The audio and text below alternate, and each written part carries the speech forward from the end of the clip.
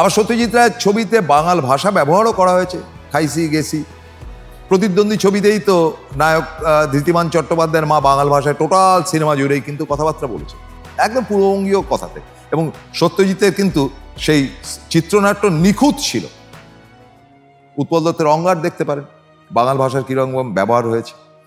ফলে বাঙাল ভাষাতে সিনেমা করা বা বাঙাল ভাষাকে ব্যবহার করা, সেটা একটা সময় যেমন ক্লাউনে পরিণত হয়েছিল বাঙালরা, মানে ওপার বাংলা থেকে এসছে, মানে বাজে ফালতু জঞ্জাল এদেশে এসছে, সেই জায়গাটা কিন্তু সত্যি কথা বলতে কি শিল্প সংস্কৃতির মধ্যে ভীষণভাবে ব্যবহার করা হয়েছে একটা সময়, যেটা উচিত কি অনুচিত সেটা আপনারা বলতে পারবেন।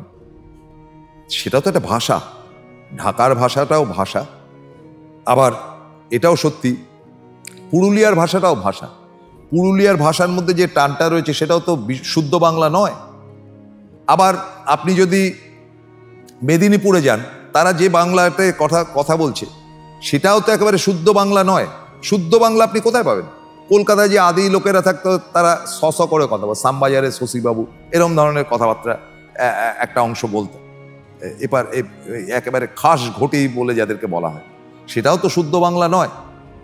তা সেগুলো যদি শুদ্ধ বাংলা না হয়ে থাকে, তাহলে খাইছি গেছি করছি দেখতে হইব করতে হইব এই ব্যাপারগুলো কেন ক্লাউনে পরিণত হবে? এই প্রশ্নটা আমার।